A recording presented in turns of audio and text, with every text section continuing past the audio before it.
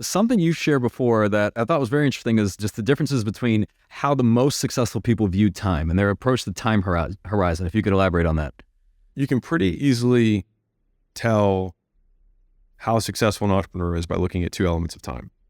One is the increments of time they speak in. So if they talk in decades, they talk in multiple decades, they talk in lifetimes, they talk in generations, I can almost guarantee you it's going to be a significantly more successful entrepreneur than the one who talks about next week, next month, and even next quarter. And it's such a small thing, but it's pervasive. Like you can hear it in conversation. You can immediately know, oh, this guy's only doing this much, because the only way to do really big things is to think on a much longer time horizon.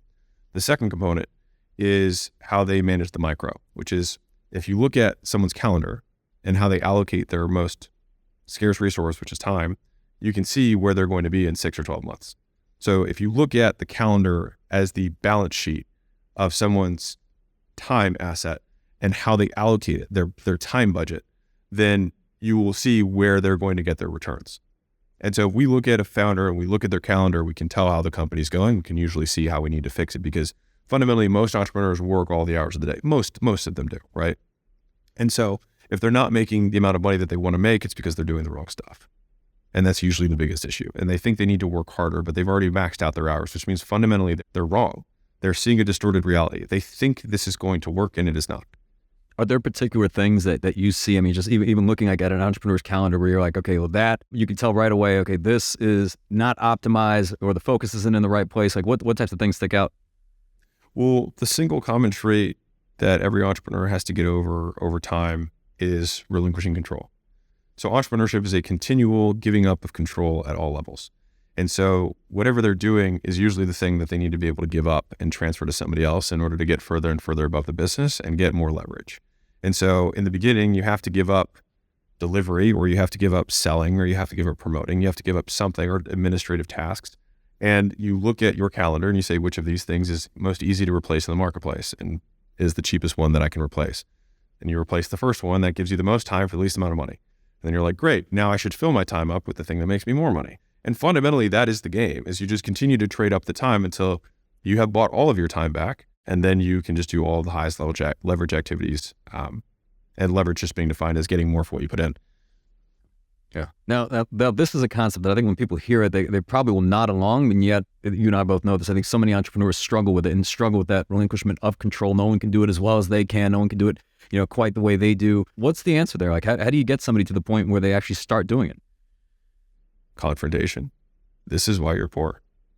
Like, you can keep doing what you're doing. It's just you're going to keep getting what you're getting. And so the question is whether you want to keep getting what you're getting or you're willing to change something. I mean, it's the same as somebody trying to lose weight saying, I want to keep eating the same diet, but it might look the same. You're like, yeah. So you have a diet of time that you continue to eat or let something else eat your time every single day.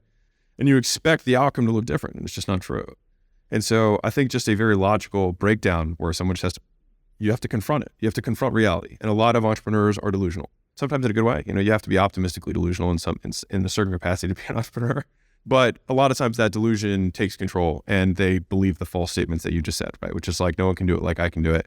I'm irreplaceable, et cetera, et cetera. But like every single human on planet Earth is replaced in 100 years.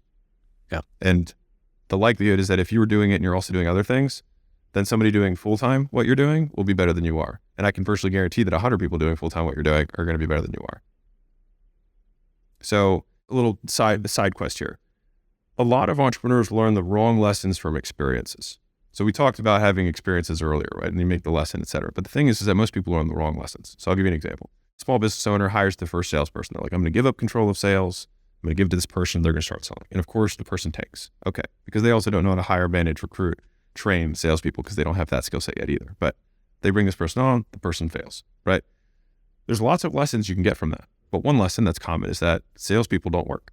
Right? Or no salesperson can sell like I can, right? And so then, as soon as they have that belief, forever, until that belief is changed, they will not make more money. And the thing is there's a lot of those salesman beliefs at every single level of entrepreneurship. But the correct lesson is phrasing the thing that didn't work as deficiency personally, which is, okay, this salesman didn't work. I do not know how to, and then insert the problem. Recruit, hire, train, manage a salesperson. Great. That's solvable. Let's go solve that. And then that is the process all the way up. But you have to admit it. It's like AA, right? You got to admit you have a problem. And until they do, and that's where the humility comes into play. And that's what plateaus. Many entrepreneurs, they cannot admit that anyone else could do it better than them. And most people would do it better than you. And I think it's a much better belief. Be like, everyone could do everything better than me. It's great. I'm not needed. And that's the point. You want to own the business, not have the business own you.